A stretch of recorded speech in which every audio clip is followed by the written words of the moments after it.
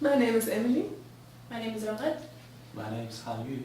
And we're all doing an MSc in Translation Studies here at the University of Edinburgh. I think if I had to describe the experience of translating for Wikipedia in one word, I would probably say something like wide-reaching, because you have the possibility of reaching so many people with the knowledge you're translating and therefore making it accessible to so many people. I think that's what has impacted me most. If I describe this project as one word, I think it's enjoying, and because I think the readers can enjoy from reading the articles I've translated, and I myself really enjoy this experience. For me, I'd probably say it was really interesting, going through the whole process of selecting the text and actually considering that this text is actually appropriate and is going to be read by a public. That's one of the things that impacted me most.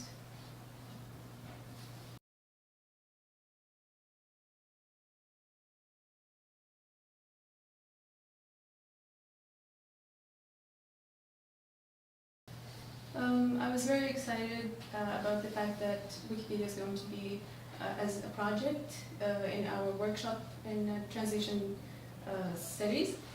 For the first time, I am not a consumer of information, I am a producer. I'm contributing to the present information out there.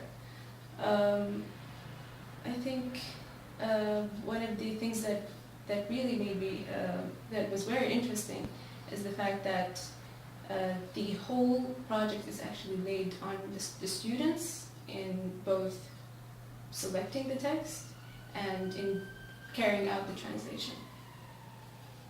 Yeah, I think I would agree with that, and also I think for translation studies students it's very nice to actually have a published work of translation, and also just the idea of making knowledge available to people is quite appealing, I think.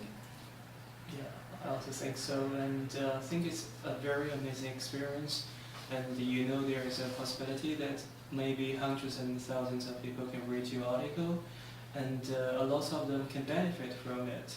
Yeah, and I think when I translated for Wikipedia, I can feel a sense of belonging to a very friendly community who can carry out constructive conversations. Yeah.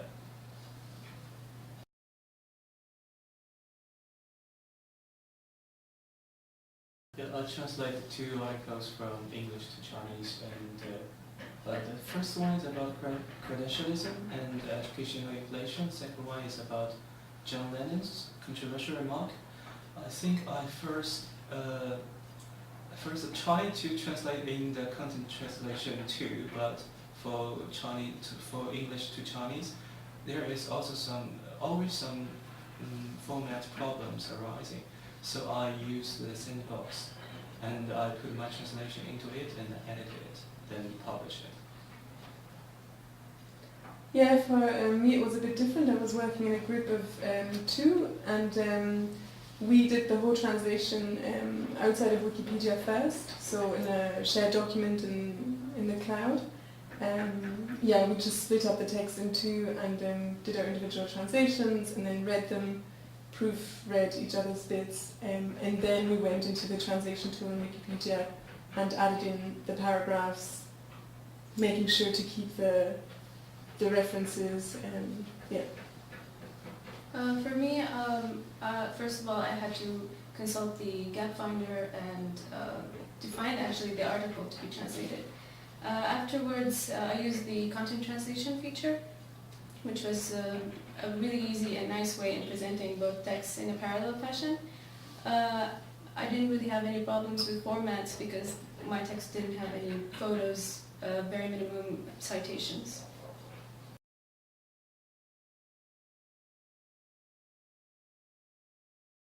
As we were translating, we noticed that the English source text we had was very repetitive in how the sentences were structured, and we noticed that in French it sounded worse, so we really couldn't keep that repetitive style, so we had to take a lot of liberties and restructure the sentences while still keeping obviously the content and not falsifying it. So I think that was our biggest challenge. Yeah, it's also the case for English to Chinese. We also find that English is just repeating itself for so many times, and I like to make the Chinese translation to be succinct, so I have to reconstruct the original article. Mm-hmm.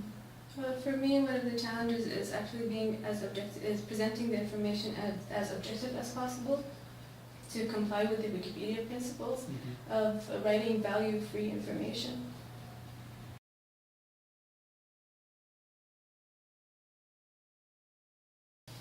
So what I found surprising was how much things are double-checked and proofread by other contributors to Wikipedia, so that it's not, people always or often criticize Wikipedia for anyone can write anything, but the reality, what I've realized, is that people do check it, so you can't get away with anything.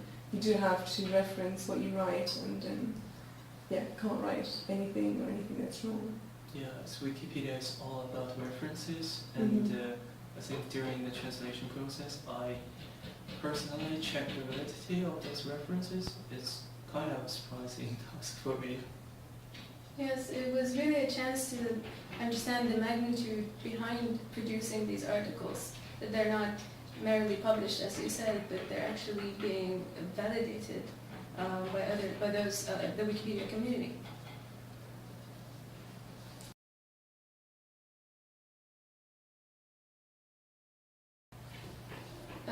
I believe that the positives that can be taken out of this project is that for the first time I'm writing for a public, I'm writing to be read, I'm not writing to be merely assessed.